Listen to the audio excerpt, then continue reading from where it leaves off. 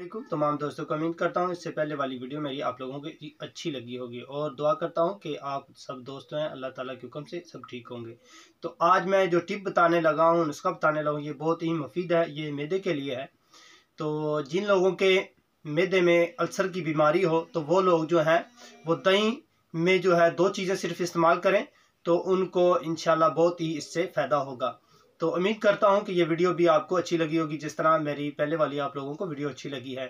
तो आप लोगों ने दोस्तों जो नए दोस्त आए मेरे चैनल पर, प्लीज़ वो मेरे चैनल को सब्सक्राइब कर लें और कमेंट करके मुझे बताएं कि सर कैसी वीडियो लगी है। तो ये 2 चीज़ें मेरे पास पड़ी हैं। एक प्लेट में पड़ा हुआ है मेरे पास धनिया और दूसरी प्लेट में जो मेरे पास ये देखें पड़ा हुआ है पुदीना। ये दोनों चीज़ें जो हैं आपको आम तौर पर मिल जाती हैं और इनके इस्तेमाल का बहुत ही अच्छा फ़ायदा है और बहुत ही अच्छा रिज़ल्ट है। तो इससे पहले भी कुछ मैं वीडियो बना चुका हूं।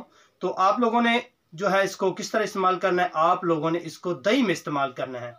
आप लोगों ने इनको दही में जो है वो मिक्स कर लेना है, चटनी वगैरह बना लेनी है, तो वो आप लोगों ने इस्तेमाल करना है। तो इंशाल्लाह आपके मैदे की अल्सर की जो बीमारी है इससे इंशाल्लाह आपको बहुत ही ज़्यादा फ़ायदा होगा। तो मुसलसल आप 8 दिन अगर इस्तेमाल करेंगे तो आपकी जो अल्सर की बीमारी है मैदे की, इंशाल्लाह वो इससे रफ़ा दफ़ा हो जाएगी। तो उम्मीद करता हूँ कि ये वीडियो मेरी आप लोगों को अच्छी लगी होगी। तो नेक्स्ट वीडियो के लिए इजाज़त चाहता हूँ। अल्लाह हाफिज़।